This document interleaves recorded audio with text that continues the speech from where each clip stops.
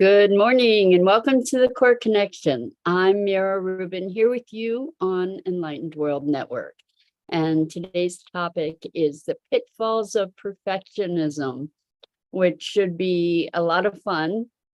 Should be an interesting conversation. We often laud perfectionism as something to strive for, when in fact it can be pretty crippling. So before we get started having that conversation, let's just take a minute or two to get present. Let's take a deep breath in through your nose and hold it. And imagine clean, crisp oxygen flooding your lungs, flowing into your bloodstream, nourishing all your cells, all your organs, bringing vital life energy to your body and being. And as you exhale any tension, stress, negativity, fatigue. And now let's take another deep breath in through your nose and hold it.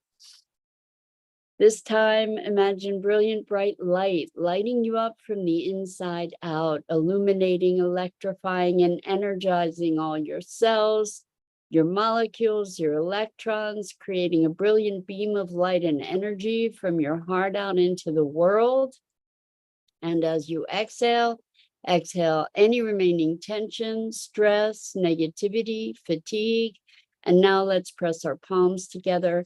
Vigorously rub your hands together to feel the friction, the tickling, the tingling, the pressure, the motion, all the sensations that can bring you present right here, right now, into this remarkable physical form that enables you to experience life. Welcome, welcome, welcome. Good morning, Rosalind. Good morning to everybody else who's joining us. So good to have you here with us. And we're talking about the pitfalls of perfectionism. And, you know, we talk about, well, I'm a perfectionist and I'm a recovering perfectionist by my own admission. So this is a topic that is dear to my heart. And what I know about my experience with perfectionism is that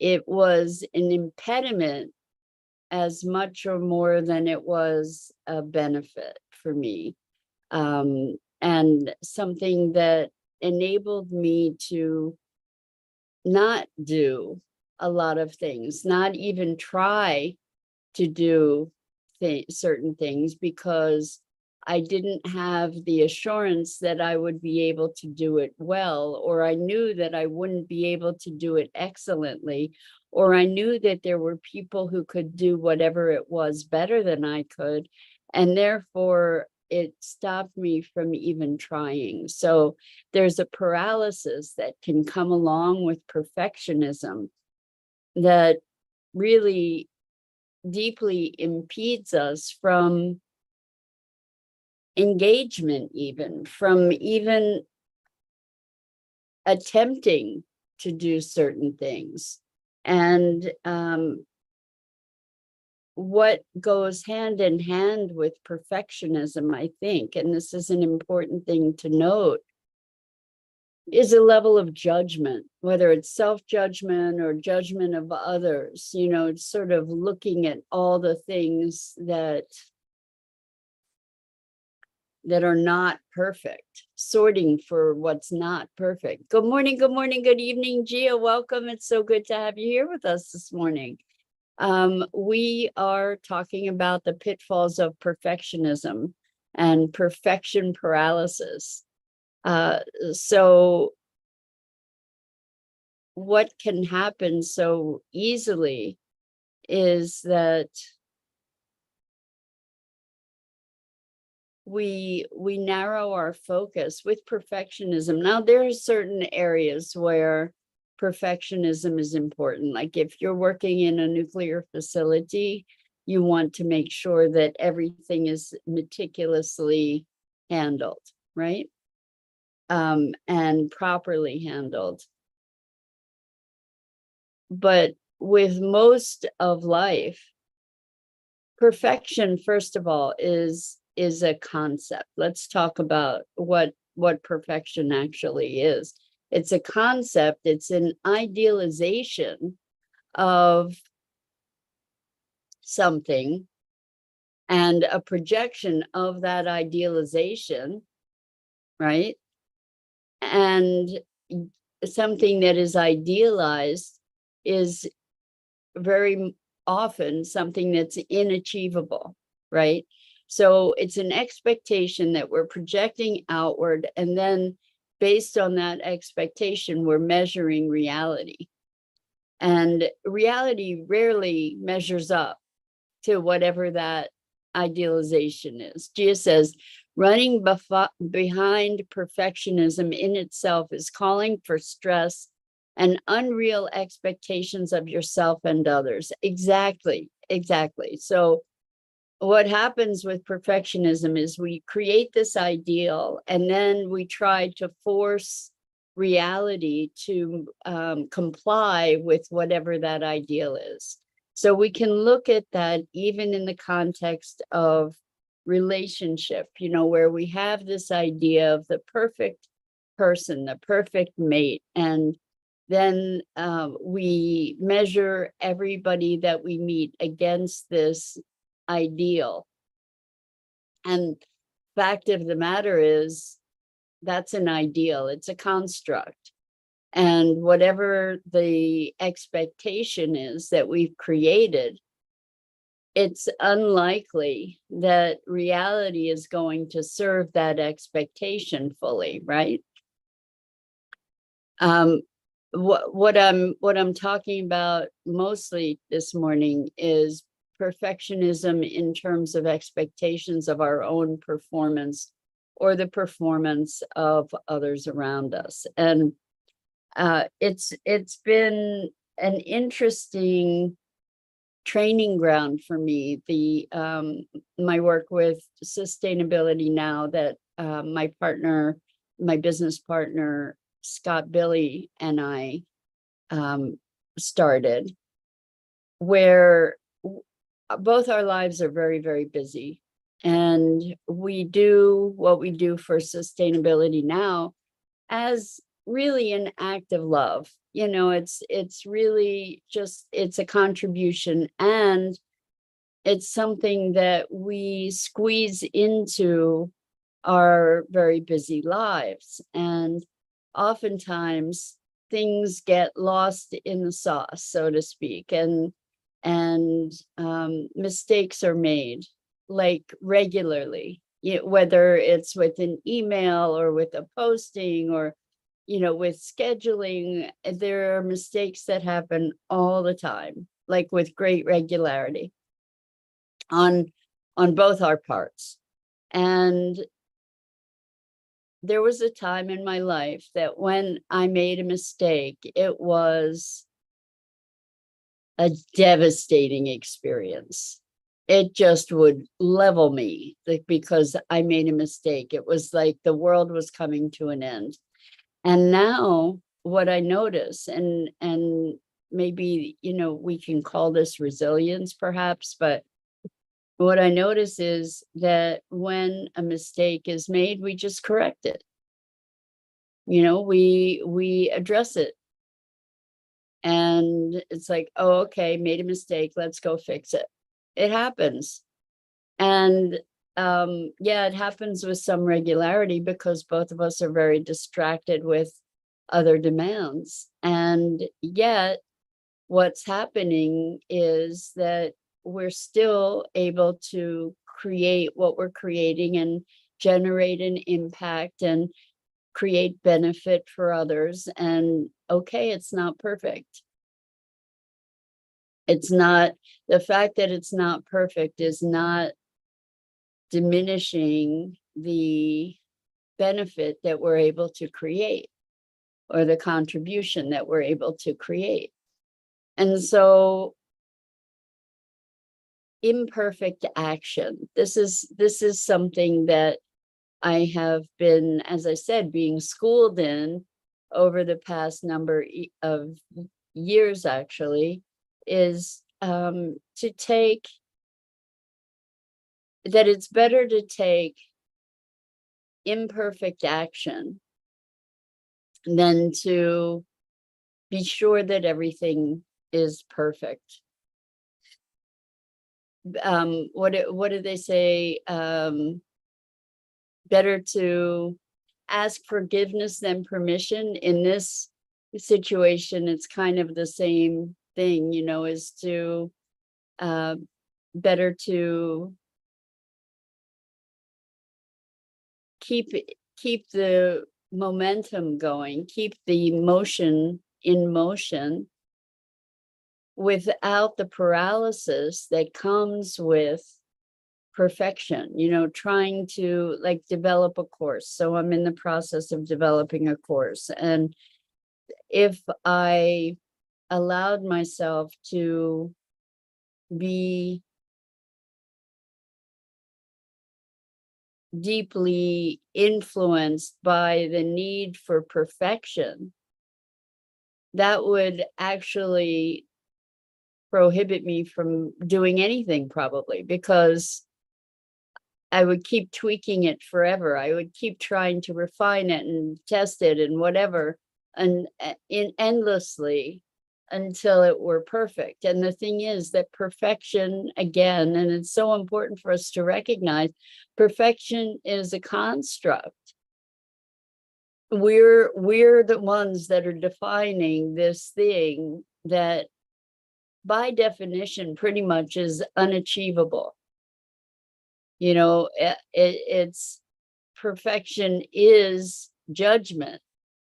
So Rosalind says self-help treadmill. Thank you, Rosalind. I love that. I'm seeing images of that. So we the self-help treadmill actually makes me think about how for so much of my life, I really experienced myself as broken rather than whole or fractured, but really broken. And part of that, as I'm looking at it in this moment, part of that was my indoctrination to this notion of perfection, because I grew up in an environment where nothing was good enough. That's also a side effect of perfectionism, right?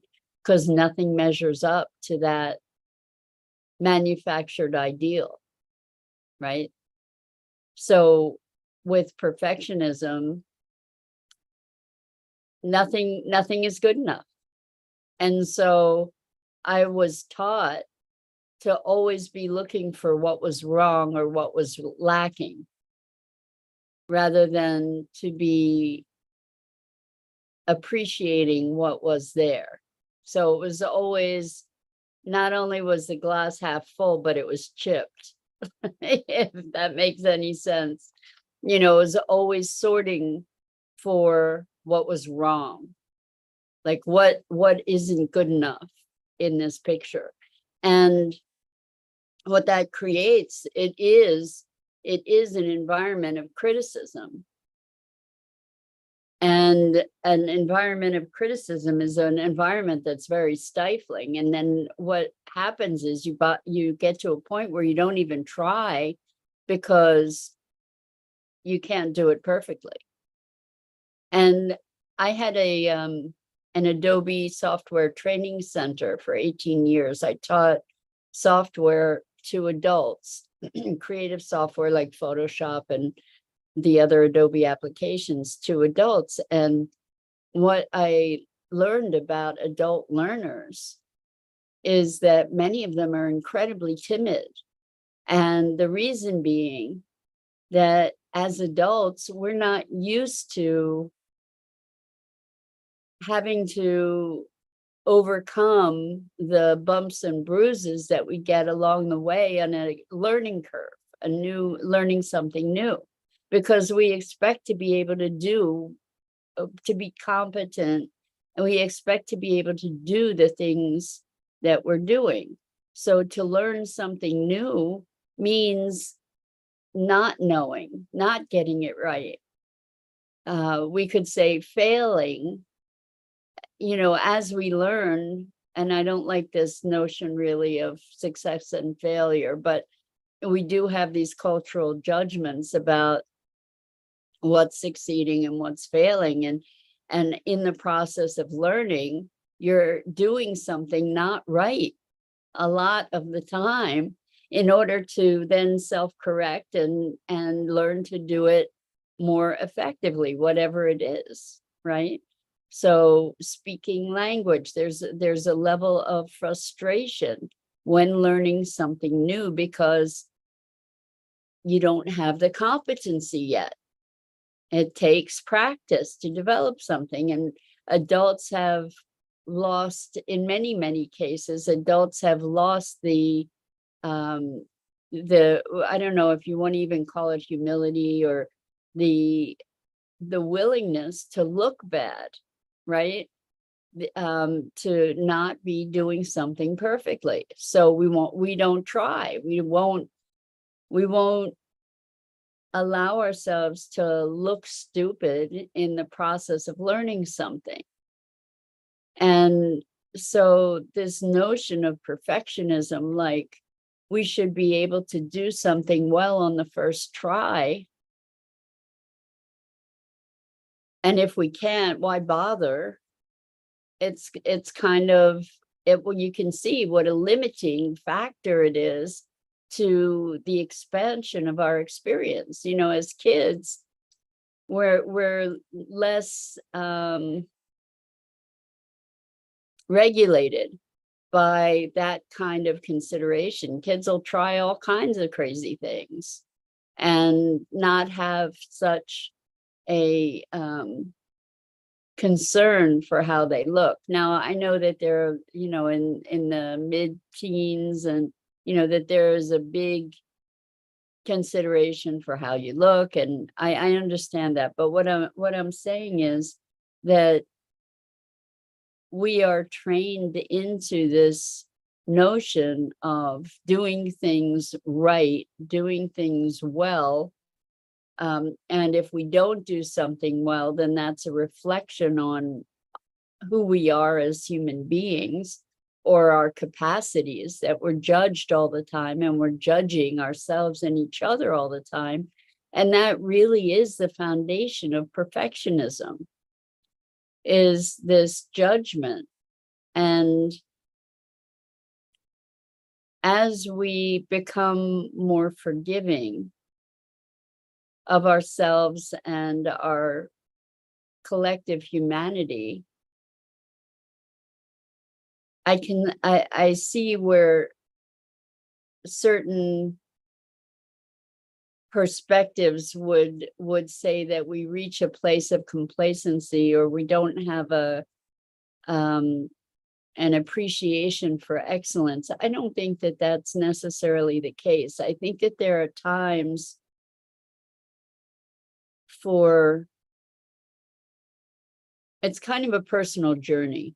Now, I just realized, I think for the first time ever, as I said the word excellence, it has in the word excel, you know, so we excel in a certain area. And even in our excellence, even in our excelling, it doesn't necessarily mean perfection. So I guess there are times and places for the notion of perfection, for the appreciation of perfection. For the most part, I think that when we look at perfectionism, we are locking ourselves into a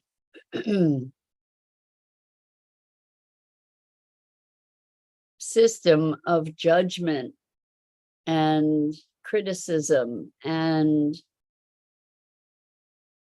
sort of a hierarchy of values I think that there is a place for excellence. I mean, we all appreciate excellence, right? But when we're talking about perfectionism, personal perfectionism, in so many ways, it's a recipe for dissatisfaction and, again, paralysis, because we will tend not to even bother to try something because we don't have the assurance that we'll be able to do it perfectly. And so much of life is not about like a straight line from here to there, but it's about course correcting. And so we can get from point A to point B, and it may be that we take a winding road there. And at any one moment, we could be evaluating that action toward that intended outcome and criticize it or stop it because it's not perfect. And so as we look at ourselves, if you, like I, are a perfectionist or a recovering perfectionist, you might be looking at yourself and your action in a particular context and be hypercritical of it. And the question is, does that criticism serve you? Is it serving what you're creating in the world? Is it serving your sense of being and vitality? And how might you better nurture those things that are important? I remember I was writing a textbook, and I was suffering and struggling so profoundly because I had this idea of how it had to be perfect. And I sweat over it, like blood, sweat, and tears over trying to get everything perfect. And of course, there were things that got missed. And there were typos that got missed. And there were errors that occurred. And I was devastated. I was mortified because I identified with this and I so deeply wanted it to be perfect. I had this image of how it should be. And the thing is that, one typo doesn't invalidate the value of a whole book. I mean, we've all encountered books that have typos in them, especially with these rushes to publication. And so I think that rather than the criticism and judgment inherent in perfectionism, we get to explore forgiveness of ourselves, like allowing space for our humanity, not being sloppy, but being able to flow with what is presented rather than living in this constant judgment of self and others, because it's crippling. It's crippling. And what we want to be able to do is to be expressing and embodying more of life, not shutting it down. And this notion of particularly doing things perfectly, it's a construct. It's a construct that we have created. We are the ones that are saying that's perfect, that's not. And maybe we get to find perfection in the imperfections so that we can find a deeper satisfaction and ease and embracing of the things in life that enliven us, that enrich us, that feed us, and that feed others. And so with that, look at and maybe allow yourself some freedom from the self-criticism and the self-judgment that comes along with perfectionism, because the underlying message is not good enough. Because if you can't achieve that perfection from moment to moment to moment, in every moment, then the underlying judgment is not good enough. And maybe we get to make different kinds of, maybe we get to create a different context for relating to our way of being in the world, that we're all finding our way, and the stumbles and skinned knees are part of it. And maybe perfection is something that occurs in a moment of grace that we get to enjoy and experience and relish. And as we allow ourselves to expand that notion of perfection into the imperfect, that we can find much greater fulfillment and satisfaction in life. So Rosalind says, I'm striving to make the perfect gluten-free vanilla white cake that's moist, going to try adding sour cream. Oh, that's a riot. I love it. And Rosalind, I hope you'll share your recipe when you get it together.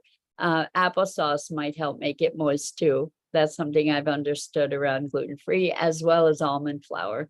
Just suggestions. Anyway, that's it for today.